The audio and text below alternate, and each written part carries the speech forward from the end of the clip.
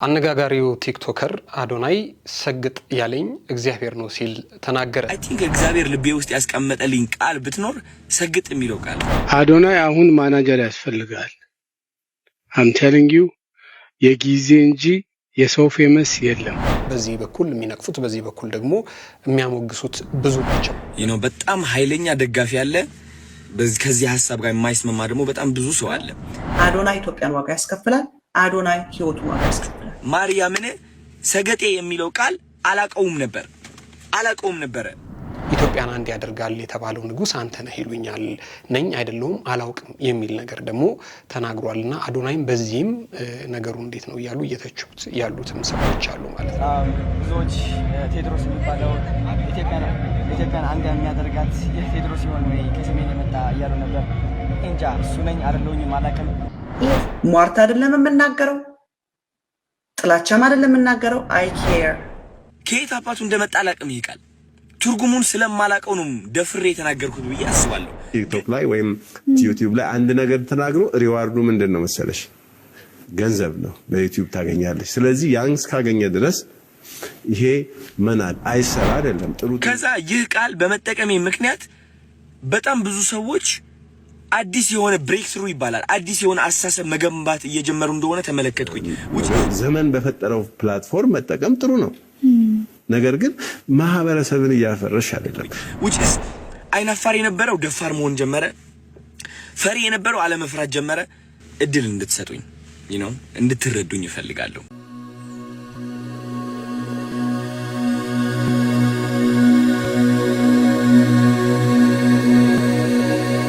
ሰላም የተወደዳችሁና የተከበራችሁ የጊዜ ሚዲያ ቤተሰቦች እንዴት አላችሁ?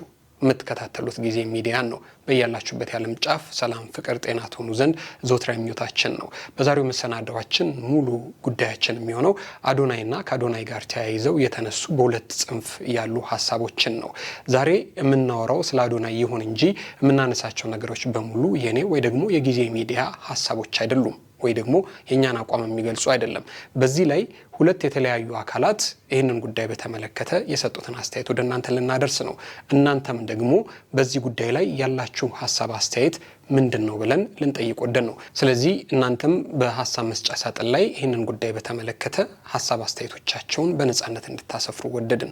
ጊዜ ሚዲያን ሰብስክራይብ ያላደረጋችሁ ካላችሁ ሰብስክራይብ እያደረጋችሁ 100,000 እንድንደርስ እንድታግዙን ከወዲሁ በትህትና እንጠይቃለን። አሁን 80,000 ላይ ያለነው 100 ፈሪ ሆነን ቆመናል። ሰብስክራይብ አድርጋችሁ ደግሞ የደውል ምልክቱንም የተጫናችሁ ዘወትር የምናዘጋጀውን ፕሮግራም እንዲደርሳችሁ እንድታደርጉ ከወዲሁ በትህትና ጠየቅን። አብራችሁን ቆዩ።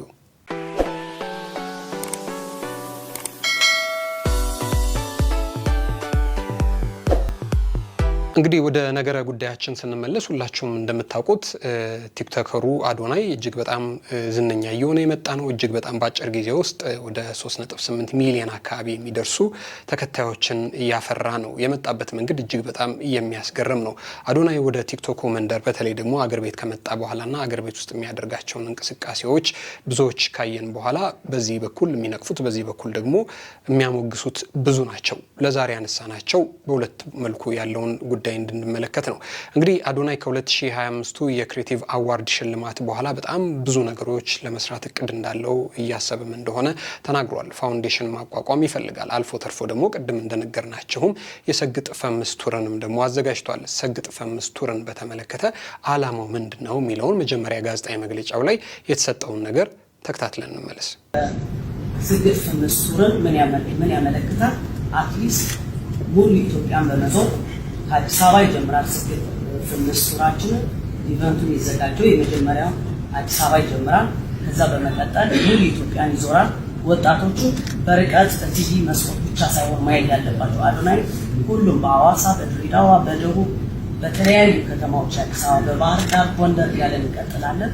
ይሄ ሁሉ ቦታ እየሄደ አጠገባችሁ ነኝ ድረሱ፣ ለአፍሪካ ኢትዮጵያ እናስጠራል፣ ከአፍሪካም አልፎ ለዓለም እንዘጋጅ በሚል አጠገባቸው ብሎ መልእክት ማስተላለፍ ይፈልጋል። እንግዲህ እንደተመለከታችሁት ሰግጥ ፈምስ የሚለው ቱር ሊዘጋጅ እንደሆነ ጋዜጣዊ መግለጫ የተሰጠው በየክልሉ የሚገኙ ወጣቶች አዶናይን ቀጥታ በአካል አግኝተውት ስለ ስግጥ ፍምስ አነቃቂ ንግግር እንዲያደርጉ ወይ እንዲመክራቸው ወይ ደግሞ ሌሎችም ነገር እሱ ዛሬ እኔ ለደረስኩበት ስኬት አድርሰውኛል ያላቸውን ነገሮች እንዲነግራቸው ታስቦ ታቀዶ የተዘጋጀ መሰናዶ ነው። ከዚህ ፕሮግራም ጋር ተያይዞ እንግዲህ እዚህ ላይ እንደተመለከታችሁት በአጋጣሚ አርቲስት ሰራዊት ፍቅሬ እዚህ ላይ ተገኝቶ ነበር። ታዲያ ደግሞ ሰራዊት ፍቅሬ እዚህ ላይ ከመገኘቱ ጋር ተያይዞ ለምንድነው እዚህ ዝግጅት ላይ ሰራዊት ፍቅሬ መገኘት አልነበረበትም የሚሉ ነቀፋዎች እየተነሱበት ይገኛሉ።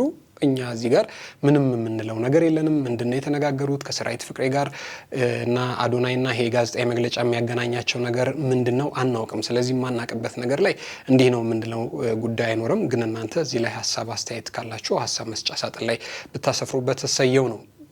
ሰራዊት ፍቅሬ እዚህ ጋዜጣዊ መግለጫ ላይ መገኘቱ ምንድነው ችግር? ሁለተኛ ደግሞ እሱንስ የሚጎዳው የሚያጎድፍበት ስም አለ ወይ የሚለውን ነገር እናንተ ሐሳብ አስተያየት በተሰጡበት የተሻለ ነው። ትልቁ ጉዳያችን ግን ከዚህ ጋዜጣዊ መግለጫ ጋር ተያይዞ ዶክተር በድሉ ዋቅጅራ አንድ ያሰፈሩት ጽሁፍ አለ። ይህንን ጽሁፍ ተከትሎ ነው እንግዲህ አዶናይ እኔ ሰግጥ ያለኝ እግዚአብሔር ነው ሲል ወጥቶ ዛሬ የተናገረው ማለት ነው። ዶክተር በድሉ ዋቅጅራ በጽሁፋቸው ምንድነው ያሉት የሚለውን ነገር ለእናንተ ከማድረሴ በፊት ዶክተር በድሉ ዋቅጅራን በነገራችን ላይ የማታውቋቸው ከሆኑ እዚህ ምስሉ ላይ ያደረኩላችሁ ሰው ማለት ናቸው። ታዲያ እሳቸውም የሰራዊት ፍቅሬን የሰግጥ ፍምስ ቱርን በተመለከተ የተሰጠው ጋዜጣዊ መግለጫ ላይ መገኘቱን እንዴት አድርጎ ነው እዚህ ላይ የተገኘው ሲሉ ጽሁፋቸው ላይ ሐሳብ አስተያየት ሰጥተዋል። እሳቸውም ብቻ ሳይሆኑ ጋዜጠኛ ቴዎድሮስ ተክለአረጋይም ከዚህ ጉዳይ ጋር ተያይዞ እንዴት ነው ሰራዊት ፍቅሬ የአዶናይ ሰግጥ ፍምስ የጋዜጣዊ መግለጫ ላይ የሚገኘው በሚል ሰራዊት ላይ ትችት አቅርበዋል። ዶክተር በድሉ ዋቅጅራ በአዲስ አበባ ዩኒቨርሲቲ የስነ ጽሁፍ መምህር ናቸው። ከዚህ ቀደም በሁለት ጉዳይ እጅግ በጣም መነጋገሪያ የሆኑ ግለሰብ ነበሩ። መነጋገሪያ የነበሩበት ርዕሰ ጉዳይ እንግዲህ ሁላችሁ እንደምታውቁት በኢትዮጵያ የፊደል ገበታ ላይ ሞክሼ ፊደላት አሉ። ዶክተር በድሉ ዋቅጅራ እነዚህ ሞክሼ ፊደላት ጥቅም የላቸውም፣ ቢወገዱ ቢቀነሱ ይሻላል የሚል ሐሳብ አንድ ጊዜ አቅርበው በዚህ ጉዳይ ትልቅ መነጋገሪያ እርሰ ጉዳይ የሆኑ ግለሰብ ናቸው። ከዛ በኋላ ደግሞ ምናልባትም ከወር ወይ ከሁለት ወር በፊት ከዚህ በቅርብ ጊዜ ውስጥ ደግሞ ከግዕዝ ቋንቋ ጋር ተያይዞ እንደዚሁ በሰፊው ስማቸው ሲነሳ ሲጣል የነበሩ ሰው ናቸው። የግዕዝ ቋንቋ በአማራ ክልል አካባቢ በትምህርት ቤት መሰጠቱን ተከትሎ የግዕዝ ቋንቋ ሞቷል የሚል አስተያየት ሰጥተው ነበረ። ከዚህ ጋር ተያይዞ ስማቸው በስፋት ሲነሳ ነበረ። እኚህ ግለሰብ ናቸው አሁን አዶናይን መንግስት ኃይል ይለው ይገባል ሲሉ ሐሳብ አስተያየታቸውን የሰጡት። ዶክተር በድሉ ዋቅጅራ ምንድነው ያሉት? እሱን ላስደምጣችሁና ተመልሰን ተገናኝተን ወደ አዶናይ መልስ እንሄዳለን።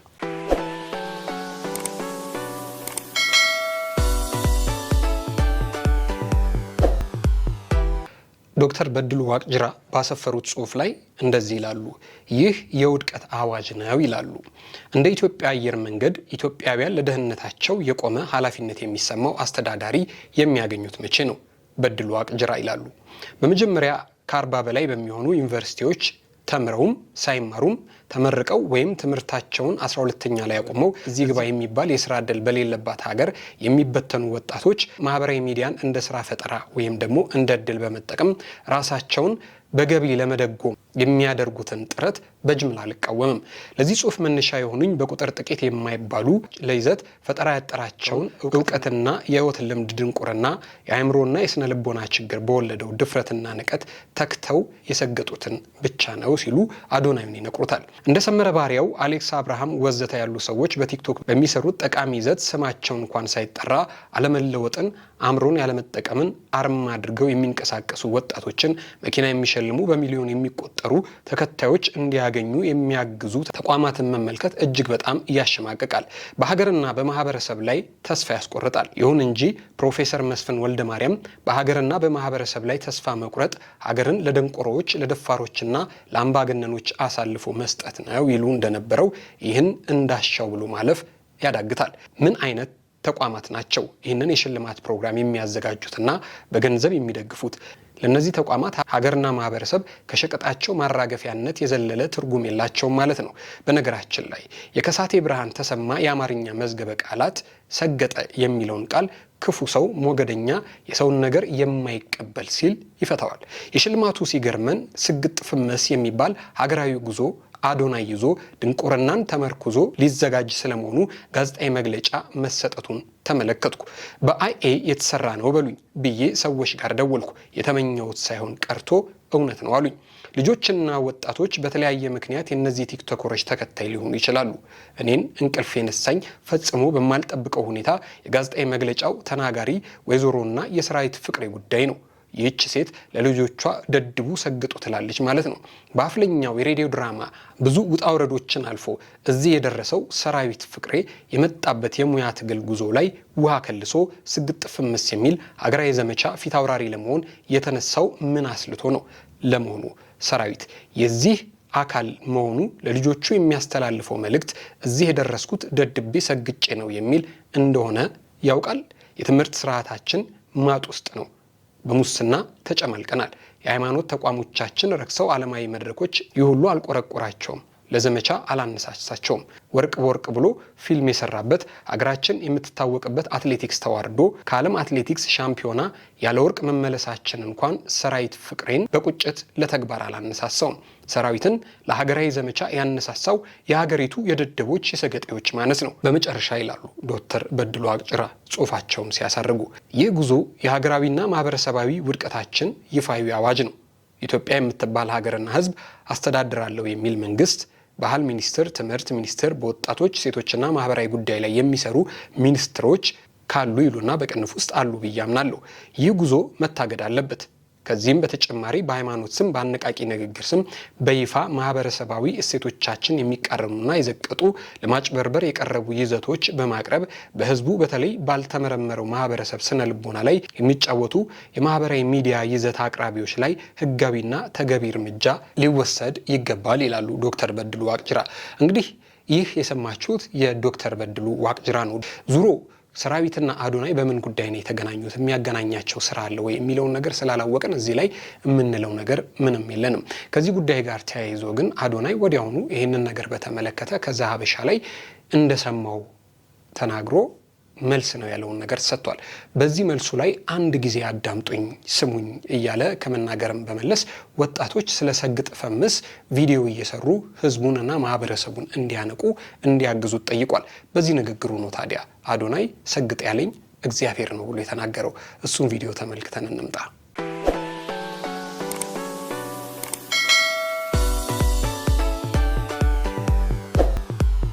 መለከትኩት ስግጥ ፍምስ የሚለው አይዲያ ወይም ደግሞ ስም በጣም ብዙ ሰዎች እየተስማሙበት ነው ያለው። በጣም ብዙ ሰዎች ደግሞ አይስማሙበትም። በጣም ኃይለኛ ደጋፊ አለ፣ ከዚህ ሐሳብ ጋር የማይስማማ ደግሞ በጣም ብዙ ሰው አለ። እና እኔ አሁን የቪዲዮ እየሰራሁት ያለው አንደኛ ነገር ለምትደግፉት የሐሳብ ወዳችኋለሁ፣ የሁላችንም ሐሳብ ነው። ለማትደግፉት ሰዎች ደግሞ መጀመሪያ በምን ማስረዳት ፈልጋለሁ መሰላችሁ? እድል እንድትሰጡኝ እንድትረዱኝ ይፈልጋለሁ። ለምን ስግጥ ፍምስ እንዳልኩኝ ባይገርማችሁ እኔ ከካናዳ ስመጣ በብዙ ችግር አልፌ ነው የመጣሁት። የዲያስፖራ ህይወት በጣም ሙድ ይዞብኝ ተጫውቶብኝ ነው የመጣሁት። በጣም አይናፋር ነበርኩኝ። ዝቅተኝነት፣ የበታችነት የሚሰማኝ ሰው አስደሳች ነበርኩኝ። ትልቅ ደረጃ መድረስ አላምንም ነበረ የዛኔ ማለት ነው። ወደ ኢትዮጵያ ስመጣ እንግዲህ ከእህቴ ጋር ነው ያረፍኩት which is ምንጣፏ ላይ ማለት ነው። እሷ አልጋዬ ልስጥህ እባክህ እያለችኝ ግን ምንጣፏ ላይ ነው ያረፍኩት። ለ7 ዓመት ሙሉ ካናዳ ኖሬ እንግዲህ አስቡት ተመልሼ ኢትዮጵያ ላይ የእህቴ ምንጣፍ ላይ ስተኛ ይህ ምን ያህል ዳሜጅ እንዳደረሰብኝ ውስጤ ልገልጽላችሁ አልችልም። እና ቁጭ ብዬ ያሰብኩትና እኔ ለምንድን ነው የምሰቃየው? ለምንድን ነው ህይወቴ ወደምፈልገው አቅጣጫ የማይሄድልኝ? ለምንድን ነው የምፈራው? ለምንድን ነው የማፍረው? ለምንድን ነው የምደበቀው? ለምንድን ነው ወደ ምፈልግበት ደረጃ ቀጥ ብዬ የማልሄደው የሚል ጥያቄ አይምሮዬ ላይ ሁሌም ጉብ ማለት ጀመረ። ቢካዝ ሁሌም እንዲሳካልኝ እሞክራለሁ፣ እነሳለሁ፣ ግን እወድቃለሁ፣ እፈራለሁ፣ እሸሻለሁ፣ እደበቃለሁ። ገባችሁ አይደል? እና እነዚህ ሁሉ ጥያቄዎች ራሴን ስጠይቅ ያገኘሁት መልስ ምንድነው? አንደኛ ውስጤ ላይ የተቀበረ የበታችነት ስሜት እንዳለ ነው። ውስጤ ላይ የተቀበረ እሺ ባይነት አለ። በቃ ሁሌም መስማማት በምፈልገው በማልፈልገው ነገር ሰውን ለማስደሰት ፍቅር ፍለጋ ራሴን ፍቅር መስጠት አልችልም ነበር። ገባችሁ? ከዛ ደግሞ ምንድነው ፈሪ ነበርኩኝ። የምፈራው ደግሞ ማለት ነው ማንን ነው? የሰው አይን ነው። which is እኔ ለራሴ ስቆም ሰው ካየኝ ቢነቅፉኝስ፣ ቢተርቡኝስ፣ አትችልም ቢሉኝስ፣ ያ ውስጤ ላይ የተቀበረው በራስ አለመተማመን ቢያዩብኝስ የሚል ፍርሃትም ነበረ። ከነዚህ ሁሉ ፍርሃቶች ለማለፍ እድሜ ልኬ ሞክሬያለሁ። ካናዳ ያለው ሞክሬያለሁ። እኔ ቢያልሄድኩበት መንገድ የለም። በጣም ብዙ ነገር ሞክሬያለሁ። ግን በመጨረሻ አይ ቲንክ እግዚአብሔር ልቤ ውስጥ ያስቀመጠልኝ ቃል ብትኖር ሰግጥ የሚለው ቃል ነው። እኔ ይኸው ማርያምን ነው የምላችሁ። ማርያምን ሰገጤ የሚለው ቃል አላቀውም ነበረ። ይኸው በማርያም ስም እየማልኩኝ ነው ያለሁት። አላቀውም፣ አንብቤው አላቅም፣ ከየት አባቱ እንደመጣ አላቅም። ይሄ ቃል ትርጉሙን ስለማላቀው ነው ደፍሬ የተናገርኩት ብዬ አስባለሁ። ግን ሰገጤ የሚለው ቃል ልቤ ላይ አረፈ። ከዛ ሰግጥ ብዬ ቪዲዮ ለቀቅኩኝ። ይህ ቃል ምን ያህል ኃይል እንዳለው አላወቅኩኝም። ምን ያህል ሰዎች እንደሚቀሰቅስና እንደሚያነቃቃ አላወቅኩኝም። ግን እቺ ቃል ምን አረገችኝ መሰላችሁ? የውስጤ ፍርሃት ሸፈነችው፣ አሸነፈችው። የውስጤ በራስ አለመተማመን አሸነፈችው። እቺ ቃል ምንድነች? ከየት ነው የመጣችው? ማን ነው የሰጠኝ? ለካ ሰገጤ ማለት አይ ቲንክ ፋራ ነው መሰለኝ። ገባችሁ? የዛኔ ነው ሆኜ እያሰብኩት ያለው ሰገጤ ማለት ፋራ ማለት ነው። ከዛ ይህ ቃል በመጠቀሜ ምክንያት በጣም ብዙ ሰዎች አዲስ የሆነ ብሬክ ትሩ ይባላል፣ አዲስ የሆነ አስተሳሰብ መገንባት እየጀመሩ እንደሆነ ተመለከትኩኝ። which is አይናፋር የነበረው ደፋር መሆን ጀመረ። ፈሪ የነበረው አለመፍራት ጀመረ። ባይ ዘ ወይ አለመፍራት ስላችሁ ለዓላማ መቆም ነው። አንዳንድ ሰዎች ለዓላማቸው መቆም አይችሉም። የሚፈሩት ተረባን ነው። ባይ ዘ ወይ ኦኬ፣ የሚፈሩት ተረባን ነው።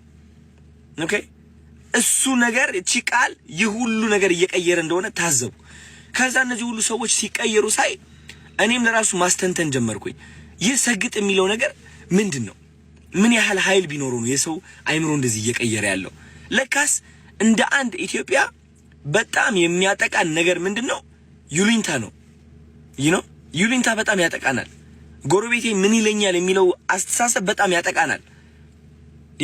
እድሜ ልካችን ሰነፍ እንደሆን ከተነገርን ወይም ደግሞ አይናፋር እኮ ነው ልጄ እንትን እኮ ነው እየተባልን አድገን እዚህ ደረጃ ደርሰን ያ ማንነት ተቀርጾ ያድጋል። አይናፋር ነኝ፣ እኔ በራሴ አልተማመንም፣ ያን ያህል ቆንጆ አይደለሁም የሚለው ማንነት ተቀርጾ ያድግና እዚህ እድሜ ላይ ስንደርስ ተደምድሞ እውነታችን ሆኖ እናገኘዋለን። አንፈልገውም እኮ ገባችሁ? ከዚህ ማንነት የምንወጣበት መንገድ ምንድነው? መሰገጥ ነው። በመሰገጥ ነው፣ በመስራት ነው። መሰገጥ ስላችሁ እያወቀው እያለ እድሜ ልክህ እኮ ፈሪ እንደሆንክ ታውቀዋለህ። እድሜ ልክህ አይናፋር እንደሆንክ ታውቀዋለህ። እድሜ ልክህ ቆንጆ አይደለሁኝም ብለህ አስበህ የኖርክ ሰው እንደሆንክ ታውቀዋለህ እኮ። ግን ለነዚህ መጥፎ ሐሳቦች ትሰግጥባቸዋለህ። በቃ አትሰማቸውም ነው። በቃ ገባችሁ? አትሰማቸውም። በቃ ድድብ ትልባቸዋለህ። which is ወደ ሁለተኛ ቃላት ልመጣ ነው። በጣም ብዙ ሰው ያናደደው ብዬ ማስበው ለምንድን ነው ህዝቡን ደድብ የምትለው? ደድቦ ይህዝብ ምንድን ነው የሚያደርገው? ደድብ ያልኩት እኔ ዝም ብላችሁ የጅል ስራ ስሩ እያልኩኝ አይደለም። የምትደድበው በእነዛ መጥፎ ድምጾች ነው። መደደብ ማለት አለመስማት አይደለ? ደደብ ማለት ተቆርኩሞ ተነግሮ ማይሰማ አይደለ እንዴ? አዎ፣ እነዛ ሐሳቦች ናቸው እኛ እየኮረኮሙ ወደ ማንፈልገው ህይወት የሚመሩን፣ ወደ እፍረት፣ ወደ ቁጭት፣ ወደ ስቃይ፣ ወደ ብቸኝነት፣ ወደ የበታችነት ስሜት የሚመሩን እነዛ መጥፎ ሐሳቦች ናቸው። ከነዛ መጥፎ ሐሳቦች የምንወጣው ደግሞ ከደደብንባቸው ነው። አልሰማህም ካልናቸው ነው። ቆንጆ አይደለህም ይላል፣ ኖ ቆንጆ ነኝ። አይናፋር ነኝ ይላል፣ ኖ አይደለሁም እኔ ደፋር ነኝ። ከሰው በታች ነኝ ይላል አይምሮ ማለት ነው። ኖ እኔ ከሰው በታች አይደለሁም፣ ከማንም ከኔ አይበልጥም፣ እኔ ደግሞ ከማንም ሰው አልበልጥም፣ ሁላችንም እኩል ነን፣ ግን እኔ አንደኛ ነኝ። አየህ፣ እንደዚህ አይነት ድፍረት ከራስህ ጋር ለማምጣት እነዛ ድምጾች መክዳትና አለመስማትን ያስፈልጋል። እኔ የተጠቀምኩበት ቃላቶች ደግሞ እነዚህ ድድብ የሚለው ስግጥ የሚለው ቃላቶች በጣም ኃይለኛ የሆኑ ቃላቶች ከመሆናቸው የተነሳ ሰርጸው ይገባሉ። የሰው አይምሮ ሰብረው ይገባሉ። እነዛ መጥፎ ሐሳቦችን በኃይለኛው ነው የሚሰብሩት። ለምን ይመስላችኋል ቲክቶከር የበዛው በዚህ ጊዜ? it's because እነዛ መጥፎ ሐሳቦች እስካሁን እያሰሩት ነበረ። አሁን ግን ከነዛ ሐሳቦች መውጣት ችሏል። አብዛኛው ሰው በራሱ መተማመን ችሏል። ለመጀመሪያ ጊዜ ራሱን ማፍቀር ችሏል። እና እንደዚህ አይነት ነገር ነው መፍጠር የቻልኩት እኔ። ስለዚህ ከዚህ ሐሳብ ጋር የማትስማሙበት መንገድ እኔ ሊታየኝ አልቻለም። እንደ በጣም ብዙ ተከታታዮች አላችሁኛው ይህ ቪዲዮ የምትመለከቱ ሳትናደዱ የሆነ እኛንን ትክክል ብላችሁ ለመፎከር ሳትሞክሩ ቁጭ ብላችሁ እንደዚህ ሐሳባችሁ ብታጋሩ እነዚህ በሰግጥና በድድብ ለበረከቴ ስግጥ ለበረከቴ የሚለው ነገር የማይስማሙ ሰዎች ለማሳመን ብንሞክርስ ሁላችንም ሆነ እንዴት ያያገዘንና ህይወታችን እንዴት እየቀየረ እንደሆነ ለማሳየት ብንሞክርስ እስኪ ቪዲዮ ልቀቁ ጋይስ በእኔ ሐሳብ የምትስማሙ ከሆነ ቪዲዮ ልቀቁና አወንታዊ በሆነ መንገድ ለማስረዳት እንሞክር እንዴት እነዚህ ቃላቶች ፍቅር እየገነቡ እንደሆነ ኮንፊደንስ እየገነቡ እንደሆነ እስኪ እናስረዳ ወይስ እኔ ብቻዬን ተሳስቻለሁ እንዴ ገባችሁ አብረን እስኪ እናስተምርና እናሳይ ስፔሻሊ የተማራችሁ ሰዎች ሳይንቲስቶች ትልቅ ደረጃ ያላችሁ ማለት ነው እውነቴን ነው የምላችሁ በዚህ ሐሳብ የምትስማሙ ከሆነ እባካችሁ ወደፊት ውጡና ተናገሩ እማትስማሙበት ከሆነ ሁላችሁም ደግሞ ከዚህ ሁሉ በማስረዳት በኋላ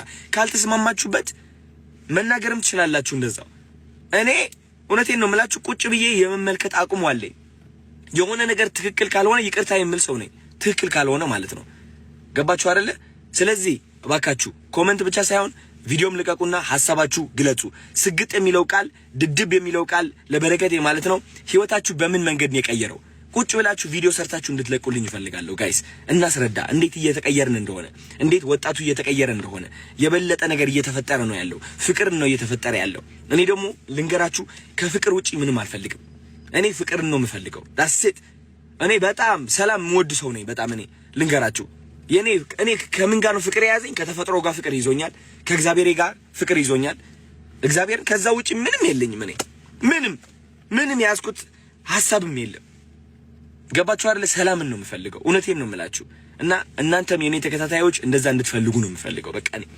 ለፍቅር እንድትቆሙ ለኮንፊደንሳችሁ እንድትቆሙ ክሪኤቲቪቲ ኢንተርናሽናል እንድንሆን ኢትዮጵያ እንደ ኢትዮጵያ ማለት ነው ይዘን ወደ አፍሪካ ከአፍሪካ ደግሞ ወደ ውጭ ሀገር ታለንትድ የሆኑ ሰዎች እንዲወጡ ነው አላማዬ ከዚህ ውጪ ምንም የለም ገባችሁ እና እግዚአብሔር ይመስገን ሁሉም ነገር እየተቀየረ ነው ያለው ሐሳባችሁ ስጡበት ወዳችኋለሁ ቴንክ ዩ እንግዲህ አዶናይ በብዙ መልኩ ነው መነጋገሪያ እየሆነ የመጣ ሰግጥ ፈምስ ትልቅ ርዕሰ ጉዳይ ነው ከዚህ ቀደም ሁላችሁ እንደምታስታውሱት አየር ኃይል ግቢ ውስጥ ገብቶ ሰግጡ ፈምሱ ከማለቱ ጋር ተያይዞ ወታደራዊ ስርዓትን ያልጠበቀ ንግግር ነው በሚል ብዙ ትችትና ማስጠንቀቂያ ደርሶበታል ከሱም ጋር ተያይዞ ደግሞ አየር ኃይል ግቢ ውስጥ እንዲገባና ንግግር እንዲያደርግ የጋበዙትን ሰዎችን በተመለከተ አየር ኃይል ምርመራ አጣርቼ እርምጃ እወስዳለሁ ብሏል በተመሳሳይ መልኩ ደግሞ ከሳምንታት በፊት ታላቁ ብሔራዊ ቲያትር አንጋፋ ተዋናይ የሆነው ጋሽ ሰለሞን ታክሲ ለመያዝ በእግሩ ሲሯሯጥ ቪዲዮ ደርሶት ኖሮ እሱም ቪዲዮ ከተመለከተ በኋላ ጋሽ ሰለሞንን አግኝቶ መኪና እንገዛለታለን በሚል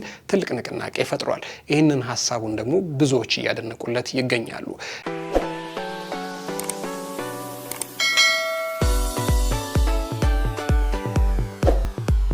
ሌላው እንግዲህ ከሰሞኑ መነጋገሪያ ከነበሩ ጉዳዮች ውስጥ አንዱ የ2025ቱን ክሬቲቭ አዋርድ ባሸነፈ ማግስት አክሱም ጽዮን ሄዶ ለዚህ ያደረሰችኝ ቅድስት ድንግል ማርያም ነች ብሎ መሳለሙ ሁላችንም እናውቃለን ይሄ ይሰየው ነው ከዚህ ጋር ተያይዞ የገጠመው ተቋሙ ታዲያ ቤተ መቅደስ ውስጥ አዶናይን እንዳዩ ሰልፊ ካልተነሳን ብለው ቤተ መቅደሱን ሲረብሹ የነበሩ ሰዎች ጋር ተያይዞ ሌላ ሰው አሁን የምናሰማቸውን ጽሁፍ ጽፎበታል እሱን አሳይተናቸው እንመጣለን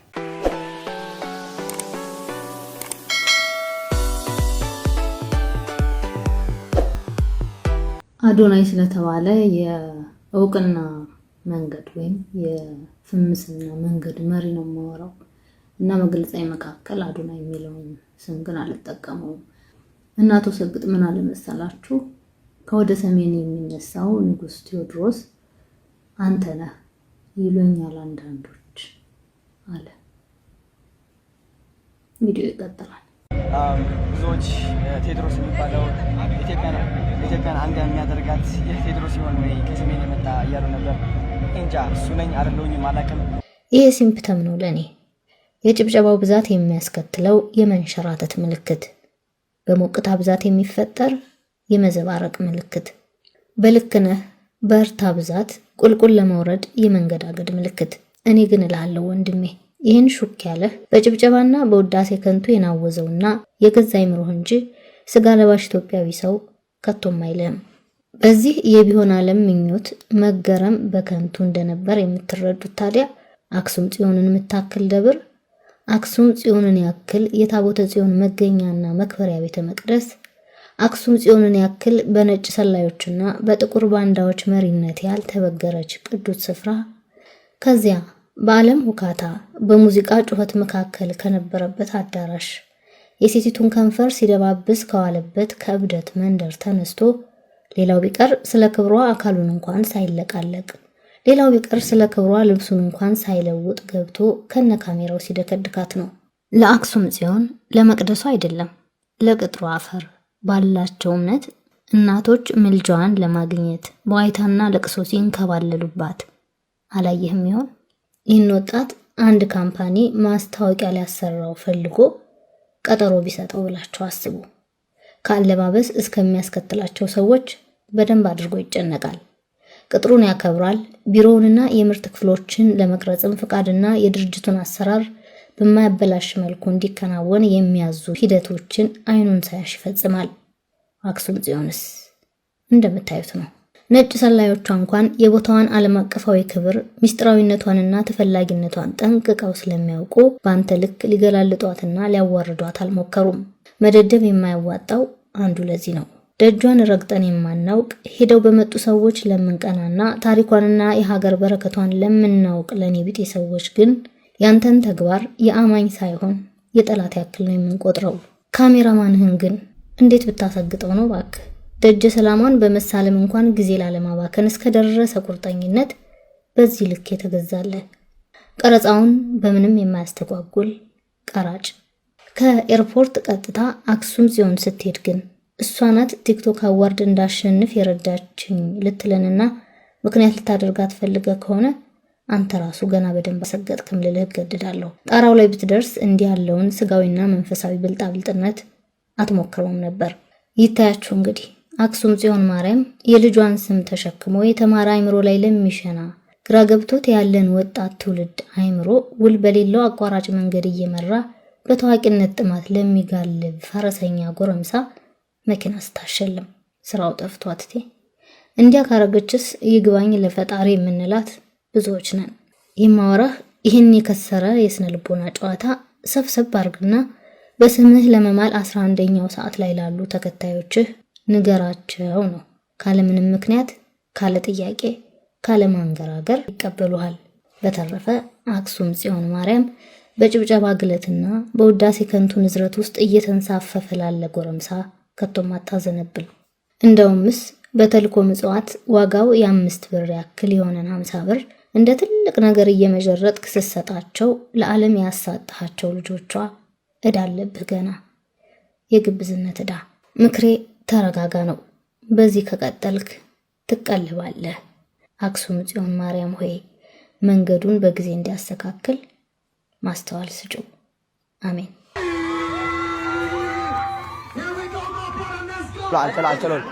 እሺ ጎ እሺ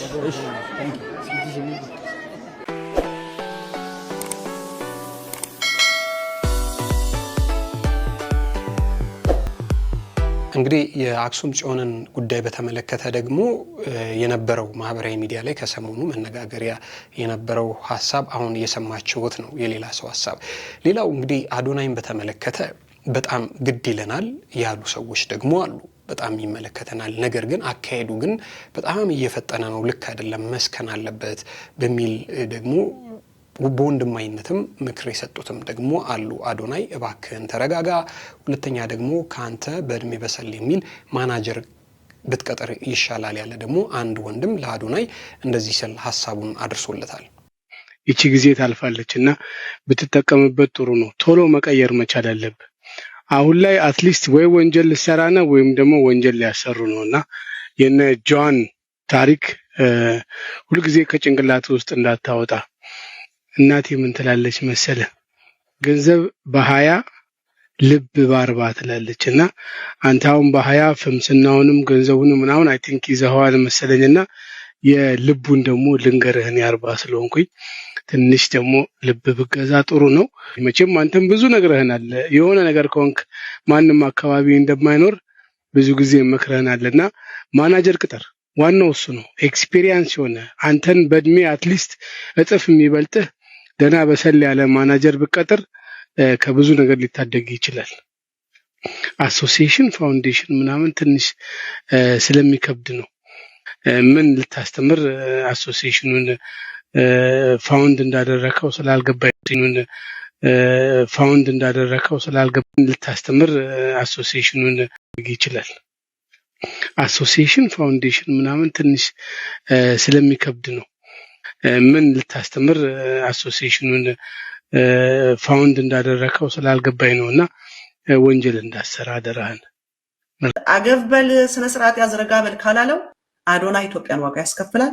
አዶናይ ህይወቱን ዋጋ ያስከፍላል። የመቅለብለብ እኔ ሲከሰከስ ነው የማየው። ሟርት አይደለም የምናገረው፣ ጥላቻም አይደለም የምናገረው። አይ ኬር።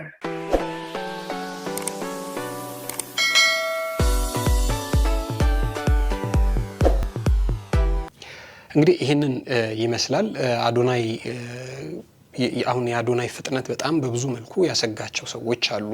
አንዳንድ ጊዜ ለምሳሌ ምንድነው ከማሳዎች መሃል ቀድሞ አንገቱን አሰግቦ ቀድሞ የወጣ ቆይ እስቲ የዘንድሮ ማሳ እንዴት ነው ተብሎ ይቀመስ ተብሎ አንገቱ ተቆርጦ ይቀመሳል ይባላል። በዛ ልክም አትፍጠል ሊሉት ፈልገው ነው። ደግሞ የዘገየም ደግሞ ማሳ ደግሞ ካለ አረምም ነው ተብሎ ይነቀላልና የአዶናይ እንግዲህ በጣም ብዙ ቦታ አሁን ለቢዝነስ እየተጋበዘ ነው። አምባሳደር እንዲሆን ነው እዚህ ሲባል እዛ ቦታ እየሄደ ነው ያለውና ይህንን እንቅስቃሴውን በተመለከተ የሚሳሱለት ሰዎች ናቸው እንዲህ አድርገው ሊመክሩትና ሊገስጹት የሞከሩት። አሁን የአዶናይ ጉዳይ በብዙ መልኩ ማህበራዊ ሚዲያውን በስፋት ተቆጣጥሮት ይገኛል። ይህንን ጉዳይ በተመለከተ በጣም ነፃ በሆነ መልኩ እርስዎ ምን ያስባሉ? ከአዶናይ ጋር ተያይዞ አሁን የተነሳ ከሁለት አንግል የተነሳ ሐሳብ አለ። እሱም ደግሞ አስረግጦ የተናገረው የመጣበትን መንገድ በተመለከተ ሰግጥ ፈምስ ማለት ስራችሁ ላይ ያሰባችሁት ላይ መስራት የምትፈልጉት ነገር ላይ ስግጥ ብላችሁ ስኬታችሁን እስክታዩ ድረስ እስክታሳኩት አላማ አቅዳችሁን ስኬታችሁን እስክታሳኩ ድረስ ስግጥ ብላችሁ ስሩ የሚል አውድ ያለው ነው የሱ ንግግር። ይህንን አውድ ደግሞ በሌላ መልኩ ደግሞ የተረዱት ደግሞ እንደነ ዶክተር በድሉ ዋቅጅራና እንደ ሌሎችም ደግሞ በስፋት እየተቃወሙት ይገኛሉ። ድንቁርናንና ድድብናን ነው እያስተማረ ያለው እያሉት ይገኛሉ። እናንተ እዚህ ላይ ምን አይነት ሐሳብ አላችሁ? ይሄ ጉዳይ አይመለከተንም ብለን ማለፍ የምንችለው ጉዳይ አይደለም። ዘመኑ የቴክኖሎጂ ነው። በጣም ብዙ ተከታዮች ወጣቶች አሉት። ሰው የነሱ ጉዳይ የሚገደን ከሆነና አዶናይ መስመሩ ልክ ካልሆነ መታረቅ አለበት። መስተካከል ደግሞ ካለበት እንደተባለውም መስተካከል ያለበት ነገር ስላለ መስተካከል አለበት። ወይ ደግሞ ትክክለኛ ሐሳብ ይዞ መጥቶ ትክክለኛ ነገር ይዞ መጥቶ እሱን ሐሳቡን እየተገበረበት ያለበት መንገድ ምናልባት ወደ ተሳሳተ መንገድ ሊመራው ይችል ይሆናል ወይ የሚል ደግሞ ስጋትም ስላለ ነው ይሄንን ጉዳይ አንስተን እንነጋገር። አይመለከተንም ልንል አንችልም። ምክንያቱም ብዙዎች ልጆቻችን ቲክቶክ ይጠቀማሉ፣ የሱ ተከታይ ሊሆኑ ይችላሉ። እንግዲህ 3.8 ሚሊዮን ተከታይ ያለው ልጅ ከ3.8 ሚሊዮን ውስጥ መካከል የስንቶቻችን ልጆች ይከተሉታል? ስለዚህ አዶናይን በተመለከተ ልናወራና ልንነጋገር ግድ ይለናል ማለት ነው። ልክ ከሆነ ልክ ነው፣ ልክ አይደለም ደግሞ ከተባለ ልክ አይደለም ልንል ይገባል ማለት ነው።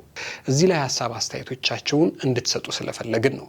እናንተ ምን ታስባላችሁ?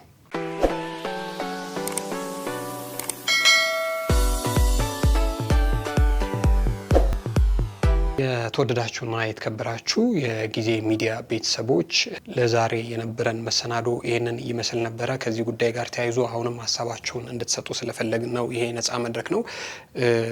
እስካሁን ያነሳነው ግን የጊዜ ሚዲያ ወይ ደግሞ የኔ አቋም አይደለም። የግራ ቀኝ አይተን እንዲህ ነው ብለን አምጥተን ነው ወደ እናንተ ያደረስነው። እዚህ ጉዳይ ላይ እንድንነጋገር እንድንመካከርበትና መሆን ያለበትም እንዲስተካከልና በአጋጣሚ ይሄንንም ቪዲዮ ቢያይ ደግሞ እንዲታረምም እንዲታረቅም ስለሆነ ነው። በነጻነት የሚሰማችሁን ነገር በሀሳብ መስጫ ሳጥን ላይ እንድታሰፍሩልን ወደድን። ከዛ በፊት ግን ጊዜ ሚዲያን ሰብስክራይብ ያላደረጋችሁ ካላችሁ ደግሞ ሰብስክራይብ በማድረግ ቤተሰብ እንድታደርጉን እንጠይቃለን። 100,000 እንድንገባ እንድትገፉን እንድታበረቱን ምኞታችን ነው። የሚታረቅ የሚስተካከል ነገርም ደግሞ ካለ ነገሩንና እናስተካክላለን። አብራችሁን ስለቆያችሁ እጅግ በጣም ከልብ አድርጌ ነው ማመሰግነው። ክበሩልኝ፣ ክብር ይስጥልኝ።